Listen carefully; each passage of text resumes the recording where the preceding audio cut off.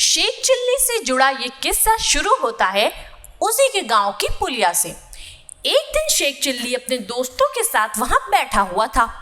सभी आपस में गप्पे लड़ा रहे थे कि तभी शहर से एक व्यक्ति वहां आकर रुका और शेख और उसके दोस्तों से पूछने लगा, क्यों भाई, क्या कोई बता सकता है कि मियाँ शेख साहब के घर की तरफ कौन सी सड़क जाती है?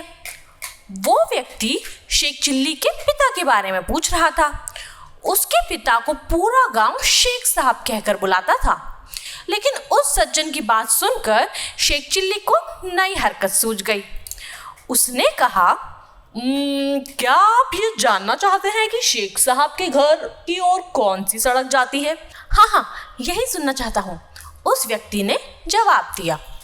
इतना सुनते ही शेख चिल्ली बोल पड़ा, इनमें से कोई भी सड़क नहीं जाती।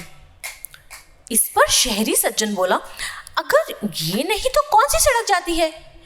शेख चिल्ली बोला, कोई नहीं। क्या कहते हो बेटा, मुझे तो सभी ने यही बताया है कि शेख साहब का घर इसी गांव में है। आप बिल्कुल सही कह रहे हैं, शेख साहब इसी गांव में रहते हैं। अरे तभी तो पूछ रहा हूँ कि कौन सा रास्ता उनके घर तक जाता है।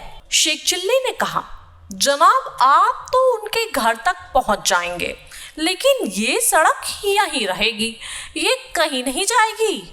ये बेचारी सड़क तो चल ही नहीं सकती। मैं शेख चिल्ली हूँ, शेख साहब का बेटा। मैं आपको वो रास्ता बताऊंगा जिस पर चलकर आप ठीक पते पर यानी मेरे घर पहुंच जाएंगे। शेख चिल्ली की बात सुनकर वो आदमी बहुत खुश हुआ और बोला, तू तो बड़ा समझदार हो गया है और काफी बुद्धिमान भी। चल बेटा, मुझे अपने घर ले चल। तेरे अब्बा मेरे बचपन के दोस्त हैं। मैं तेरे लिए अपनी बेटी का रिश्ता लेकर आया हूँ। मेरी बेटी भी तेरी तरह बहुत समझदार है। तुम दोनों की जोड़ी बहुत अच्छी लगेगी। सज्जन पुरुष की बात सुन शेख चिल्ली उन्हें अपने घर ले गया। तो मेरे नन्हे साथियों, इस कहानी से हमें क्या सीख मिलती है?